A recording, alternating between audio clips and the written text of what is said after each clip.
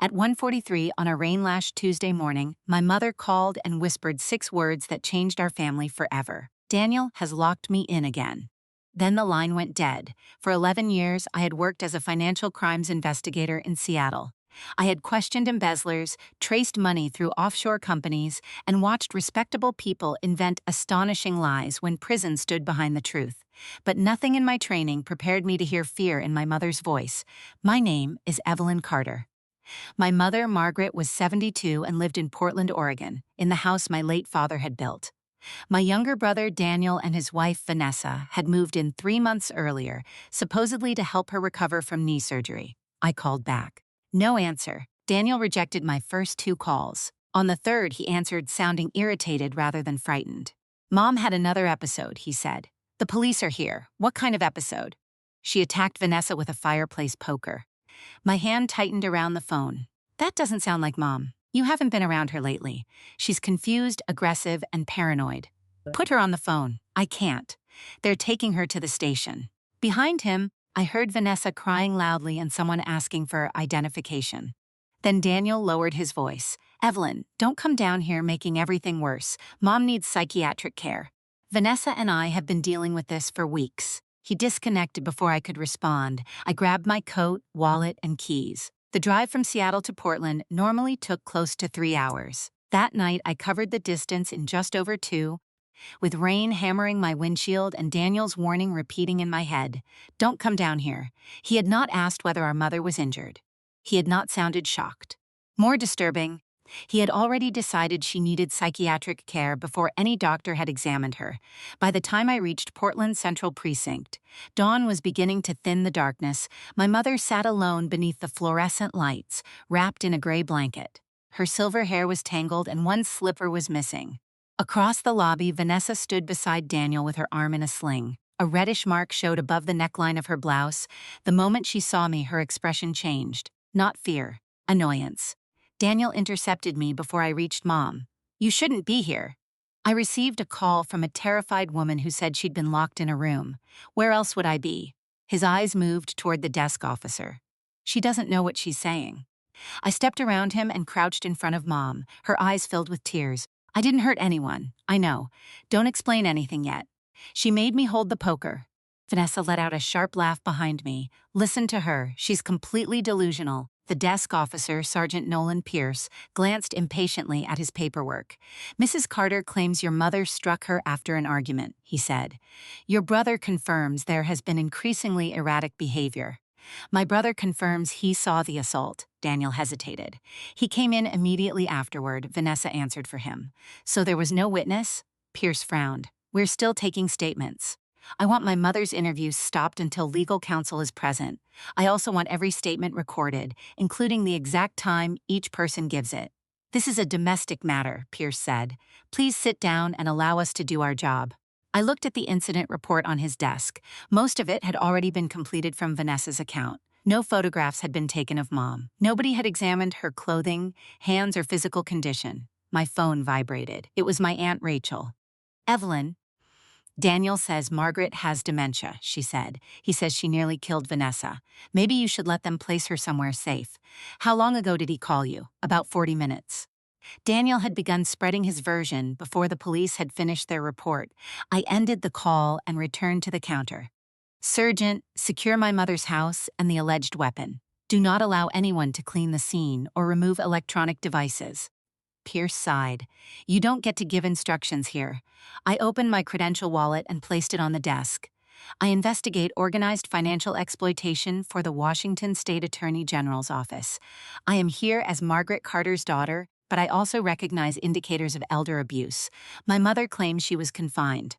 Her accusers are already telling relatives she has dementia, although she has never received such a diagnosis.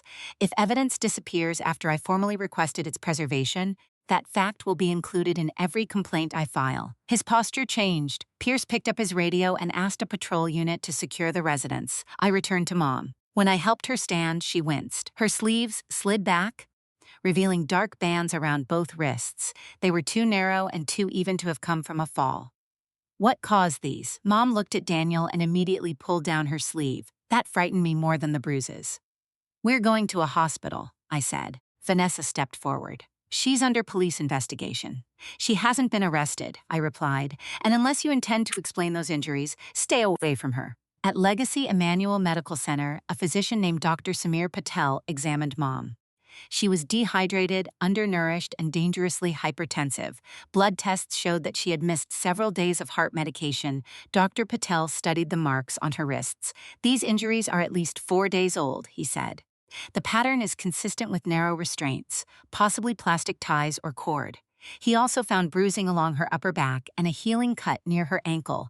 When Daniel had told relatives that Mom was becoming unstable, he had never mentioned any injuries.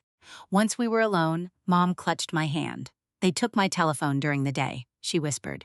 At night, Daniel kept it in the kitchen. I found it after they were arguing downstairs. Why did they lock you in? They wanted signatures. What documents? I don't know. Vanessa said they were insurance papers. When I asked to read them, Daniel became angry. He said I owed him after Dad left the company to me. Years earlier, my father had owned a small commercial landscaping business. After his death, Mom sold it and invested the proceeds. Her house was mortgage-free and her savings were substantial, but she lived modestly. Did you sign anything? Some papers. They wouldn't give me my glasses. Vanessa held my hand because it was shaking. The truth settled over me with sickening clarity. This was not an argument that had escalated. It was an organized attempt to control her assets. The accusation against Mom was designed to make her appear dangerous and incompetent. I called Sergeant Pierce from the hallway. The hospital has documented restraint injuries and medication deprivation. Amend the report to include suspected elder abuse. He tried to explain that Vanessa had appeared credible. Credibility is tested against evidence, I said. You accepted one story before examining the alleged attacker. Preserve the house exactly as found. Mom was admitted overnight. Before they moved her upstairs, she gave me written authorization to enter her home and access her financial records. The rain had stopped when I arrived at the cedar-sided house in West Lynn. A patrol officer waited outside, but Daniel's SUV was already in the driveway. The front hallway smelled of bleach. Daniel emerged from the kitchen wearing rubber gloves. What are you doing? I asked. Cleaning. Vanessa's blood was on the floor. There was no blood visible at the station. It wasn't much. I photographed his gloves, the mop bucket, and the wet kitchen tiles. Then I instructed the patrol officer to stop him from touching anything else. Upstairs, Mom's bedroom door had a new sliding bolt mounted on the hallway side. The brass plate was bright, while the surrounding wood was scratched from hurried installation. A chair had been positioned outside the door. Inside, the curtains were closed. Empty water bottles lay beneath the bed. A plastic wastebasket contained food wrappers, used tissues, and one cut cable tie. Daniel remained in the hallway. We installed the lock because she wanders. Then why is it designed to keep someone inside? For her safety. Did her doctor recommend confinement? You're twisting everything. No, Daniel. I'm photographing it. His face reddened. I gave up my life to care for her while you sat in Seattle judging everyone. You moved into a free house after your business failed. That isn't sacrifice. He stepped toward me, but the patrol officer entered the hallway and told him to remain downstairs. In the study, I found Mom's filing cabinet unlocked. Her original will was missing, as were the folders containing property records and investment statements. The paper shredder beside Daniel's temporary desk was full. I emptied the basket onto a clean sheet and photographed everything before touching it. Among bank advertisements and household receipts were fragments of legal documents. Several pieces showed my mother's name. Others contained the phrases durable authority, real property, and incapacity. Under a pile of unopened mail, I found a photocopied power of attorney naming Daniel as Mom's financial representative. Her signature looked shaky and uneven. The notary block carried a faded stamp belonging to a woman named Felicia Grant. I searched Oregon's online notary registry. Grant's commission had expired 4 years earlier. Daniel watched from the doorway as I placed the copy inside a protective sleeve. That document is valid, he said. Then you won't mind explaining why it carries an expired commission. His confidence flickered. Mom signed it willingly. Without her glasses? While locked in her room? You're taking the word of a confused old woman. That sentence told me exactly how he planned to defend himself. Before leaving, I checked the garage. Mom's car was gone. Daniel claimed it was being serviced but could not name the shop.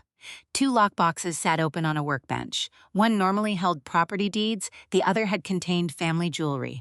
Both were empty. The following morning, I met Detective Lena Ortiz from Portland's Vulnerable Persons Unit. She was everything Sergeant Pierce had not been: careful, skeptical, and unwilling to accept family explanations without evidence. We reviewed my photographs, the medical report, the forged power of attorney, and Mom's statement. This began before the alleged assault, Ortiz said. The question is how far they got. Mom signed an emergency petition freezing her accounts. A judge approved it that afternoon, and subpoenas were delivered to her bank, brokerage firm, and county property office. The first bank records arrived within hours. 6 weeks earlier, Daniel had used the questionable power of attorney to add himself as an authorized signer. He then transferred $85,000 from Mom's savings into an account owned by Carter Strategic Holdings, a company created 23 days earlier. 3 additional transfers followed. The total was $310,000. Detective Ortiz traced the money. Part had paid Daniel's business debts. Nearly $120,000 had gone to online sports betting platforms. Another $60,000 was transferred to an account in Nevada belonging to Vanessa. Mom's brokerage account showed attempted withdrawals that had been rejected because the signatures did not match. They were running out of accessible cash, Ortiz said. That may explain why the pressure escalated. A search of county records revealed something worse. An application had been submitted to transfer Mom's house into Carter Strategic Holdings. Attached to the application was a declaration claiming she had been diagnosed with progressive dementia and could no longer manage her property. No doctor's name was listed. I contacted Mom's longtime physician, Dr. Helen Moore. She confirmed that Mom had never been diagnosed with dementia. Her most recent cognitive assessment, performed 6 months earlier, was normal. Someone had invented a medical condition to support the property transfer. Then Detective Ortiz found a real estate listing for the house. Daniel had quietly advertised it through a private investor network for $140,000 below market value, promising a fast closing. The listing described the property as vacant upon completion. Even though Mom still lived there, the buyer was scheduled to sign preliminary documents that Friday. They planned to remove her before the sale, I said. Ortiz nodded. A psychiatric hold would have done that. The fabricated assault had not been an improvised lie. It was the final stage of their plan. If Mom were placed in a facility, Daniel could use the forged power of attorney and false incompetency claim to complete the sale without her interference.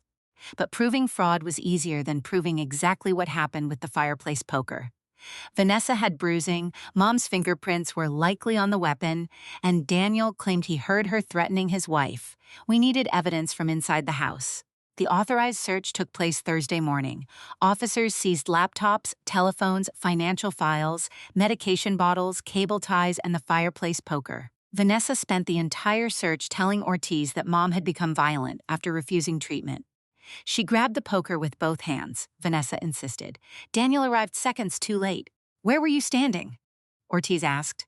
Near the kitchen island. And Margaret?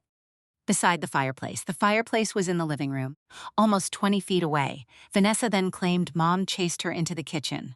Her original statement said the attack occurred beside the dining table. Every retelling moved the furniture. During the search, I noticed that the family room security camera had been unplugged and its memory card removed. Daniel said Mom had broken it during a paranoid episode. The outdoor cameras had also been disconnected. It appeared they had eliminated every recording device. Then one of the technicians found an unfamiliar wireless signal connected to the router. The device name was Living Room. I remembered the digital photo frame I had given Mom for Christmas. It sat on a bookshelf displaying family pictures. I had purchased a model with a small motion-activated camera because Mom often misplaced things and worried that workers entered the house when she was away. Daniel and Vanessa apparently thought it was only a screen. The device itself was gone, but its footage automatically synchronized with the manufacturer's cloud service. Mom's account recovery address was my email because I had configured it for her. With a warrant and the company's cooperation, investigators recovered the deleted recordings. We watched the relevant file in a forensic laboratory. The timestamp read 1:31 a.m. Mom sat at the dining table in her nightgown. Her shoulders were slumped and her wrists were visibly marked. Daniel placed several papers in front of her.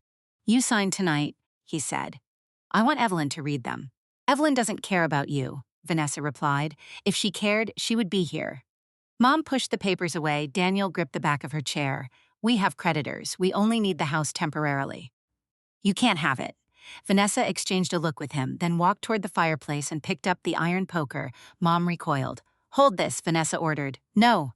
Daniel forced Mom's right hand around the handle. Vanessa pressed her own fingers over Mom's and squeezed. When Mom released it, Vanessa wiped part of the shaft with a cloth but left the handle untouched. Then she carried the poker into the kitchen. What happened next was so deliberate that even Detective Ortiz seemed stunned. Vanessa struck the edge of the counter, creating a metallic crash. She pressed the poker against her own upper arm and drove herself into a cabinet twice. When the skin began reddening, she dropped to the floor. Daniel stood watching.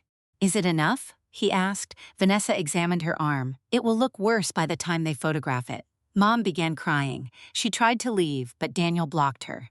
"You're going to a hospital," he told her. "By Friday, this house won't belong to you." Vanessa called emergency services and transformed instantly into a terrified victim. Her voice shook as she reported that her mentally unstable mother-in-law had attacked her without warning.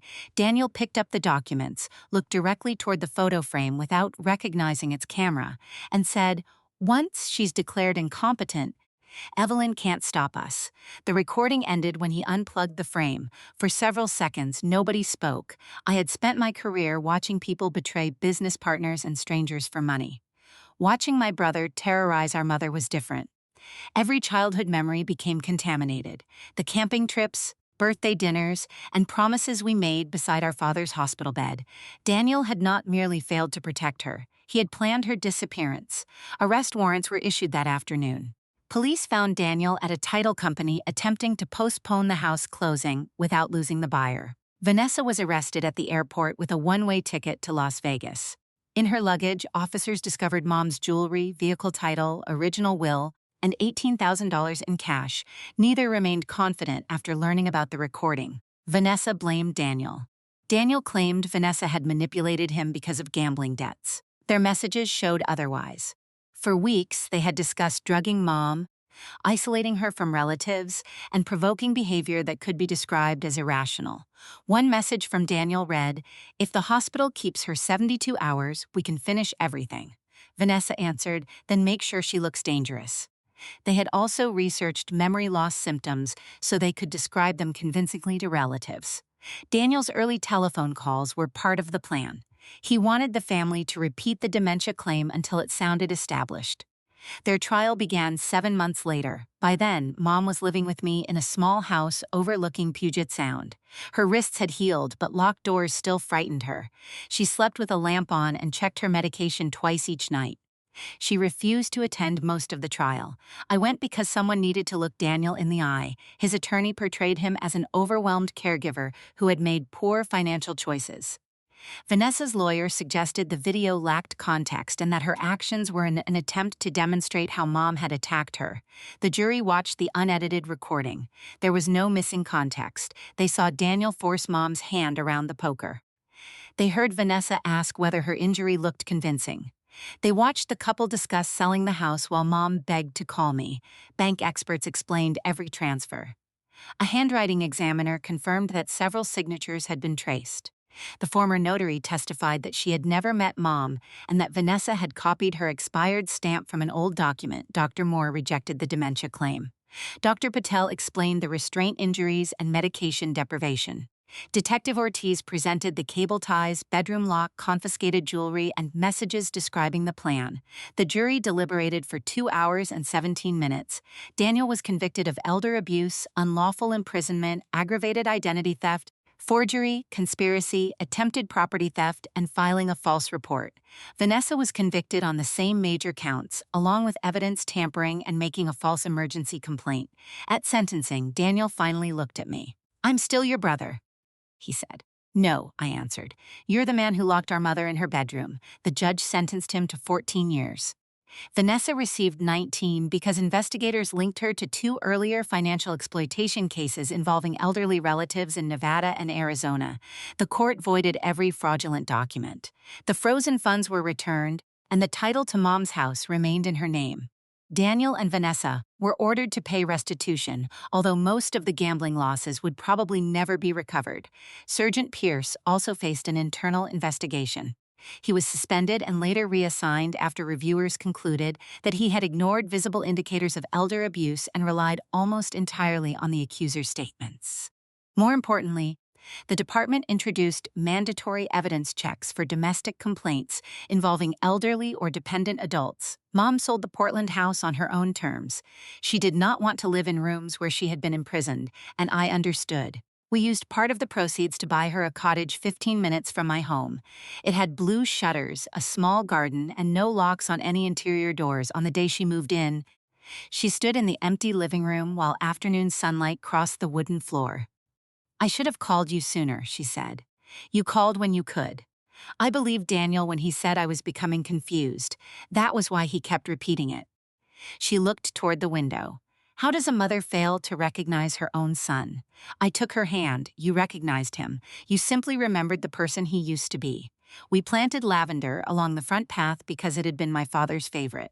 Mom joined a community art group, adopted an elderly golden retriever, and gradually stopped asking whether every unfamiliar car belonged to Daniel. As for our extended family, some apologized. Others claimed they had only believed what they were told. Mom accepted a few apologies but did not restore every relationship. Neither did I. People often imagine betrayal arrives dramatically, with shouting, threats, and obvious cruelty. Ours arrived carrying groceries. It moved into the guest room, organized medication, and told everyone it was helping. By the time its real face appeared, it had keys to the house and signatures on legal documents. Daniel and Vanessa believed Mom's age made her easy to erase. They thought a frightened older woman would be less convincing than two calm adults with a polished story. They nearly succeeded, but greed has a weakness. It makes people certain they are smarter than everyone around them. They disconnected visible cameras, destroyed paperwork, invented witnesses, and rehearsed every lie. They never noticed the picture frame quietly preserving the truth, and they never imagined that the woman they planned to silence would find a telephone in the darkness, call her daughter, and speak the 6 words that brought their entire scheme crashing down.